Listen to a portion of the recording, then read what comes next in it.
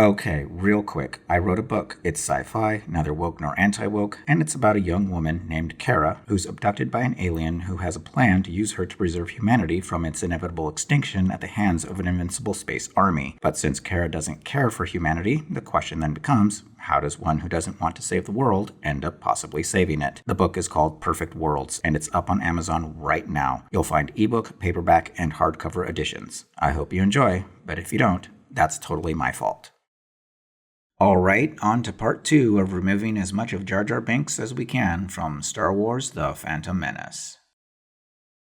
In part 1 of this video series, we showed how to push Jar Jar more into the background for the good of the film as a whole. This time, we're showing how Jar Jar disrupts entire scenes unnecessarily, and how cutting way down on Jar Jar can smooth out the action scenes that don't require Jar Jar's antics to be at the center of them. Our first example comes during the Queen's escape from Naboo. Her ship takes damage, and the R2 units roll into action to repair the ship. But before the R2 units can start the repairs, and before we can even get into the action, we first have to see Jar Jar because Jar Jar is a key to all this.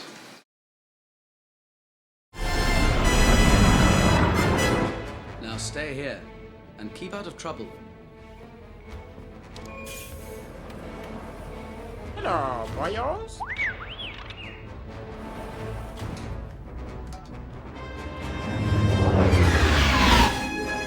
There's the blockade.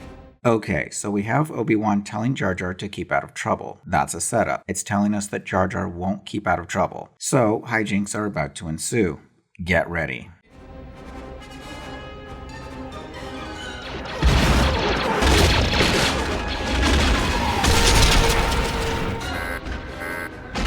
Shield generator's been hit.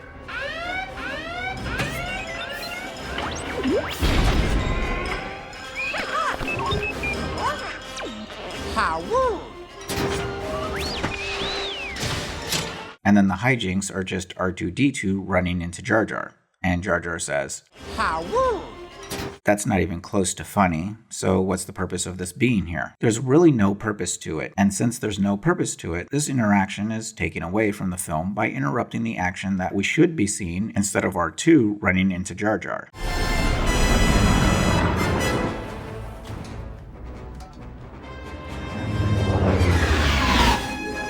There's the blockade.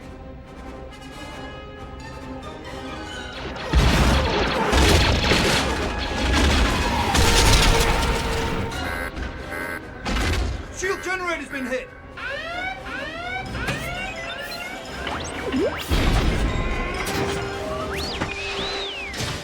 It's easy to see the difference here with the alternate cut in how each clip flows into the next and builds to the action. We don't have a scene just crammed in there of Obi-Wan telling Jar Jar to keep out of trouble. And now we simply see the droids, including R2-D2, springing into action. And since this is the first time we see R2 in this movie, now we're focusing on R2 and the fun of seeing R2-D2 again, rather than focusing on Jar Jar with R2 running into him. So we're pulling R2 more into the foreground now because we don't have Jar Jar distracting us. We can focus on R2 springing into action. And speaking of springing into action, before the final battle on Naboo, we see Boss Nass promoting Jar Jar to Bombard General. I'm pointing this out because what we see next from Jar Jar is anything but bomb bad.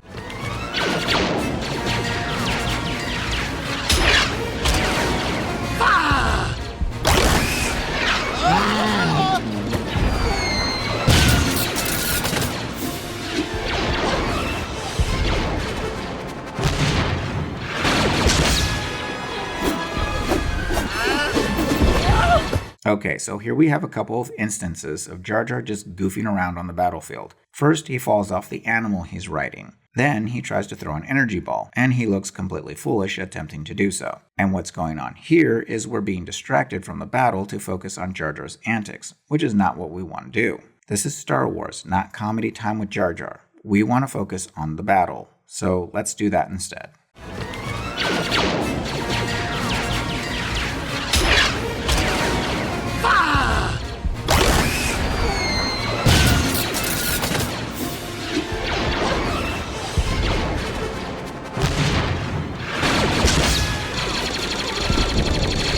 Do you see how much better that is? Jar Jar actually appears more competent now, and we don't even have to see Jar Jar throw that energy ball to feel that he can do it. We see the Gungan next to him throw an energy ball, and by cutting the scene right when Jar Jar picks one up, our brains simply assume that Jar Jar will do the same thing, which is part of what makes Jar Jar appear more competent. Of course, Jar Jar's competency level really takes a dive in the original cut of the film a bit later when there's even more of Jar Jar goofing around on the battlefield.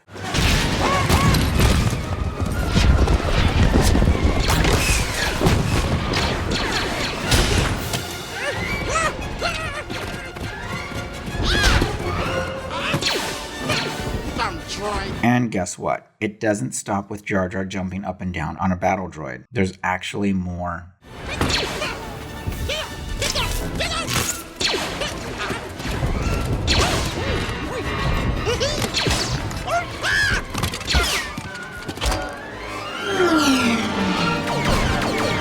So again, if this happened in context with a later reveal that Jar Jar is a Sith Lord, then it would have been completely believable for Jar Jar to appear as if he's goofing around, but he really knows what he's doing in terms of defending himself against these droid attacks. But since Darth Jar Jar didn't happen, we have to take these scenes at face value, and at face value, it's just too much of Jar Jar goofing around.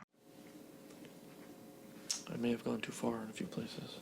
And remember, this came after Boss Nass, leader of the Gungans, promoted Jar Jar to the rank of Bombard General. What kind of leader does that make Boss Nass look like, especially in context with Jar Jar's history as someone who Boss Nass exiled from the Gungan civilization because Jar Jar was too clumsy? It simply doesn't fit. It makes no sense. It doesn't fit. If it doesn't fit, you must acquit. There's no transformation of Jar Jar engaging in some sort of training so he can go from being clumsy at the start of the film to being competent as a Gungan citizen and a Gungan warrior by the end. Jar Jar is simply handed a promotion to Bombard General. for bringing the Naboo to the Gungan secret place, which, by the way, is supposed to be a secret place where the Gungans assemble when they have to evacuate their city. Jar Jar just gives away the Gungans' biggest secret, and he's promoted for it, and that just doesn't make sense. So let's cut out all the Jar Jar antics and play this as a straight battle between the Grand Gungan Army and the fearsome Droid Army.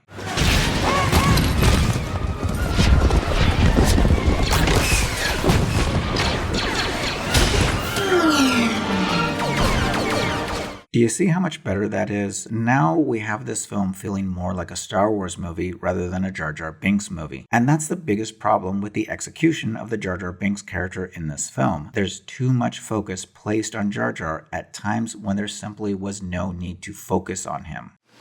Jar Jar is a key to all this. I may have gone too far in a few places. As an example, we can point to another little Jar Jar scene that simply doesn't make sense as to why it's in the film.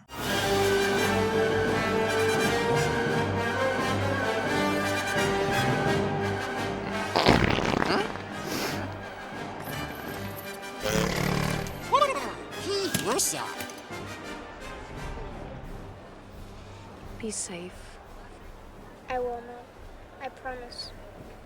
Did we really need this? What makes Jar Jar saying P-Yusa funny? We hear flatulence from an animal, and Jar Jar points out that flatulence stinks. So what? Why is it funny that Jar Jar points it out? Let's just drop that.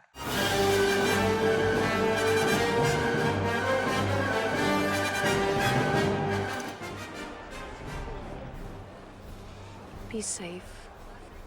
I will not. I promise.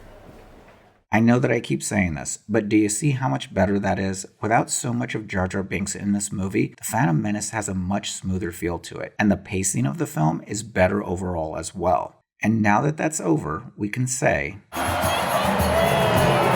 On second thought, maybe we don't say that. Okay, so next up, maybe I'll hold off on the Return of the Jedi video that I was planning to do, covering the Ewoks and their comical sins against Star Wars, to talk about young Anakin in The Phantom Menace, because good editing could have made young Anakin appear so much better. I mean, if we simply cut this line of dialogue...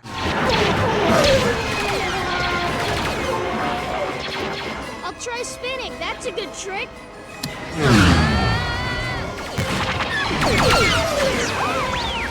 We could have avoided thousands of memes about that line until the end of time.